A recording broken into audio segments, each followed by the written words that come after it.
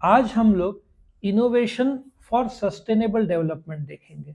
मैं आपको 5 से 7 एग्जाम्पल दूंगा जिससे पूरा कंसेप्ट आपका क्लियर हो जाएगा। वीडियो शुरू करने से पहले आप इस वीडियो के डिस्क्रिप्शन में जाएंगे तो आपको management of innovation and sustainability का प्लेलिस्ट मिलेगा, जिसको क्लिक करके आप chapter by chapter, question by question सारे वीडियोस देख पाएंगे। एट द सेम टाइम आपने चैनल सब्सक्राइब किया तो रेगुलर वीडियो अपडेट्स आपको आते रहेंगे। नाउ इसमें इनोवेशन फॉर सस्टेनेबल डेवलपमेंट में दो कंसेप्ट है। कौन सा? पहला इनोवेशन और दूसरा सस्टेनेबल डेवलपमेंट। ठीक है। इनोवेशन क्या होता है? जब आप एक प्रोडक्ट इन्वेंट करते हो, ठीक है, जैसे कि इसने एप्पल ने आईफोन इन्वेंट किया, ठीक है, दैट इज इन्वेंशन। बट जब आप कमर्शियली बेचते हो उसको तो उसको क्या बोलते हैं? इनोवेशन। तो जब आप कमर्शियली बेचते हो तो इनोवेशन। अब सस्टेनेबल डेवलपमेंट क्या होता है? आपने एक कार इन्वेंट किया और उसको कमर्शियली बेचा, इनोवेशन हुआ, लेकिन वो माइलेज 3-4 का दे रही है, बहुत ज्यादा धुआं छोड़ रही है, तो आप ट्रांसपोर्टेशन तो कर रहे हो बट वो एनवायरमेंट डैमेज ज्यादा कर रहा है। तो सस्टेनेबल डेवलपमेंट क्या हो रहा है कि आपका इनोवेशन ऐसा है जो नुकसान नहीं पहुंचा रहा है या कम पहुंचा रहा है एनवायरमेंट को और लोगों को। समझ में आ रहा है? अभी मैं आपको बात करता हूं। बसेस जो चलते हैं लोकल लेवल पे, गवर्नमेंट के बसेस चलते हैं, कुछ प्राइवेट बसेस चलते हैं, तो अब क्या होता है, डीजल पे चलते हैं, बहुत सारा धुआं छोड़ते हैं। अभी इलेक्ट्रिक बसेस आ गए, ठीक है, लेकिन इलेक्ट्रिक बसेस को चार्ज करना पड़ता है। इसका मतलब कहीं पे इलेक्ट्रिसिटी जनरेट होगा, ज्यादातर कोल। तो अब ये सस्टेनेबल का एक दिक्कत कैसे हो गया? बस रास्ते में धुआं नहीं कर रही क्योंकि इलेक्ट्रिक बस है, लेकिन चार्जिंग के लिए जो इलेक्ट्रिसिटी लग रहा है, जहां से इलेक्ट्रिसिटी आ रहा है वहां कोयला जल के बन रहा है। तो वही वाली बात हो गई। नाउ एक नया कंसेप्ट आ गया, हाइड्रोजन बेस्ड बसेस। तो हाइड्रोजन बसेस जो है, आई थिंक टाटाज ने बिल्ड किया है और शुरू भी हो गया चलना कुछ स्टेट्स में। तो उसमें से एग्जॉस्ट है ना, धुआं नहीं निकलता, पानी निकलता है। समझ में आ रहा है? और जैसे धुआं गाड़ी में नहीं निकलेगा, हाइड्रोजन से चलने वाली बसेस पीछे से ये धुआं नहीं निकलेगा, पानी निकलेगा। सो एनवायरनमेंट का नुकसान ही नहीं। और मैंने अभी रिसेंटली देखा था सीएनजी के बसेस, उसमें भी धुआं एनवायरनमेंट को नुकसान नहीं करता वो। सो आप बस चला रहे हो, लेकिन जो पोल्यूशन बस करता है, डीजल पेट्रोल, पेट्रोल के तो बसेस मोस्टली तो नहीं रहते, वो नहीं होता है बिकॉज ऑफ हाइड्रोजन और सोलर बेस्ड जो बसेस नहीं है।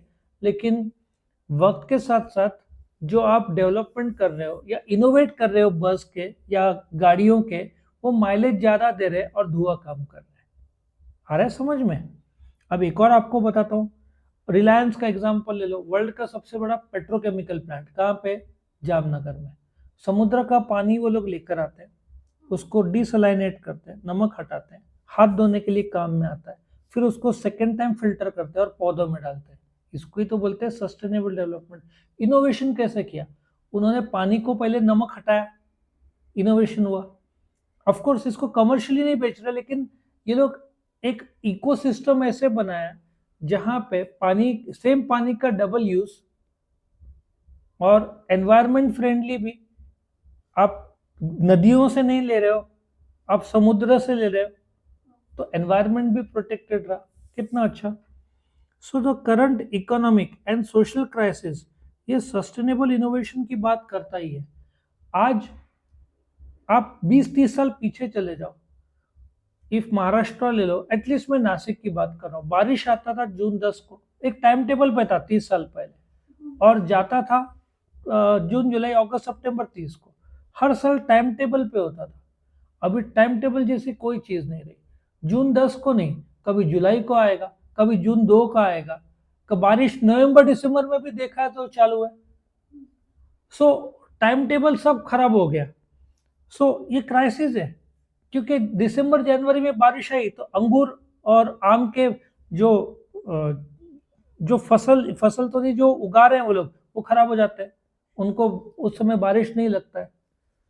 और महाराष्ट्र अंगूर सबसे ज्यादा प्रोड्यूस करता है इंडिया में। सुधा वाइन जो नासिक में, it is a number 1 wine maker in India.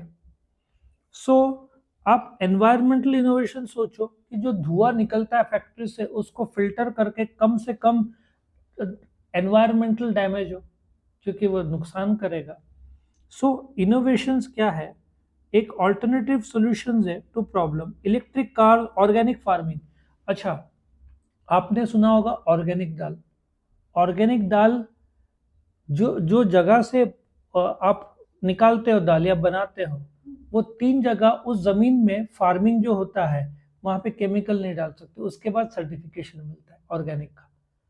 और आप देखो जापान में आई थिंक 90,000 से ज्यादा लोग 100 साल के ऊपर है। 90,000 से ज्यादा। एक नेटफ्लिक्स में डॉक्यूमेंट्री है जो ज्यादा जीने वाले लोग का लाइफस्टाइल दिखाया गया। जापान के लोग फिजिकली एक्टिव रहते हैं, नंबर 1। नंबर 2, उनके घर के आजू बाजू उनका छोटा सा फार्म है, वहां पे गोभी उगाया, समझा, फ्रेश, उसमें केमिकल नहीं डाले, जैसे अपने यहाँ केमिकल बहुत ज्यादा डालते हैं। उगाया, निकाला, और फ्रेश है, फ्रेश पकाया खाया। लॉजिक समझ में है? और फ्राइडे सैटरडे को पार्टी। सो जो ऑर्गेनिक फार्मिंग वो लोग करते हैं, फसल से निकला हुआ फ्रेश तुरंत खाते हैं, केमिकल नहीं डालते, फिजिकली एक्टिव है। और आप गुजरात में रिन्यूएबल एनर्जी की बात करो, कच्छ भुज साइड जाओगे ना, समुद्र के किनारे से थोड़ा दूर आपको किलोमीटर के किलोमीटर विंडमिल मिलेंगे। सुजलॉन आई थिंक इंडिया का नंबर 1 है, if I am not wrong, windmill, पवन चक्की जिसको बोलते हैं। तो वो लोग वहां से इलेक्ट्रिसिटी प्रोड्यूस करते हैं। कितना अच्छा आइडिया है ये। बोलते हैं ना सस्टेनेबल, क्योंकि अब हवा की मदद से ना पेट्रोल, ना कोयला जल रहा है, ना तेल जल रहा है। आया समझ में? और बोलते ना ये इलेक्ट्रिक कार, ये सस्टेनेबल डेवलपमेंट है। वर्ल्ड का अभी नंबर 1 जो है ना, टेस्ला था, अभी BYD चाइना का है, वो उसको बीट कर रहा है। इंडिया में टाटा नेक्सॉन है। तो ये लोग सब ई व्हीकल्स को आगे बढ़ा रहे हैं। अभी लिथियम आयन से बैटरी बनता था, लिथियम आयन, एक वो माइलेज देता था। अगला जनरेशन में सोडियम आयन होगा। सोडियम आयन ज्यादा बोलते ना किलोमीटर चलेगा। आपको पता नहीं होगा, मर्सिडीज बेंज का इवॉक कितना, एक चार्जिंग पे कितना देता है? 800 850 किलोमीटर देता है। सोचो, बाकी कार 200 250 300, पर ये बढ़ रहा है। टू व्हीलर में भी बढ़ रहा है। जैसे बैटरीज का अभी वर्ल्ड में सबसे ज्यादा डेवलपमेंट का काम चल रहा होगा, तो बैटरीज का चल रहा होगा, कैसे उसका लाइफ साइकिल बढ़ाया जाए। ठीक है। The pattern of production and consumption have change substantially. बोलते ना कंपटीशन पहले जैसा नहीं रहा, एक्सट्रीम हो गया है। नोकिया वर्ल्ड नंबर 1 था, उसने एंड्रॉयड अडॉप्ट नहीं किया, कंपनी बंद हो गया। जिसका आज वैल्यू 10 लाख करोड़ था वो बिक गया कितने में? 800 करोड़ में। अभी का जनरेशन में आप वक्त के साथ साथ नहीं बदले तो आप नहीं टिक पाओगे। अभी देखो, एप्पल ने विजन प्रो लॉन्च किया था 2.5 लाख रुपए का, है ना, वैसे गोल ऐसे आता है, वो नहीं चला, बहुत महंगा था। और सैमसंग ने जेड फोल्ड लॉन्च किया।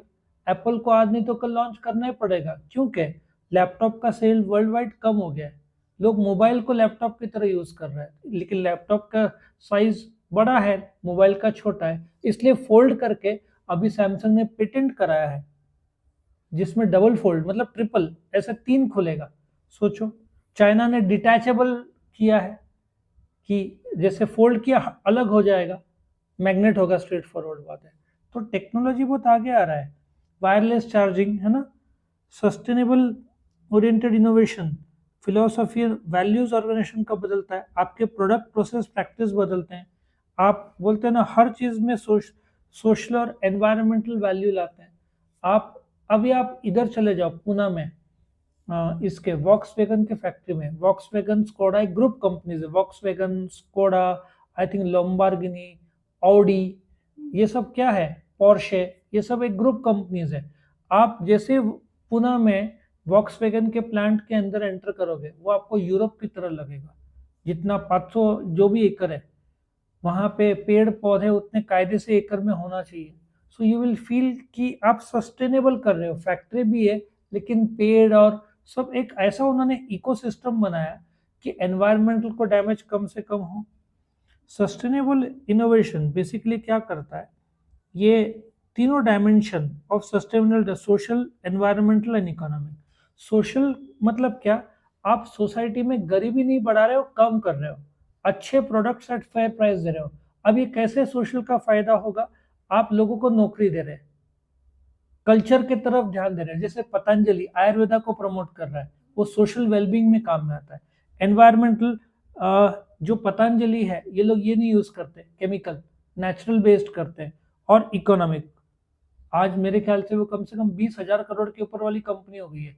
अमूल 10 लाख फार्मर से दूध मंगाते हैं और फिर जो बेचते हैं, आज 40,000 करोड़ के ऊपर की कंपनी हो गई है अमूल। तो आप सोचो, उन 10 लाख फार्मर्स को इकोनॉमिक फायदा होता है।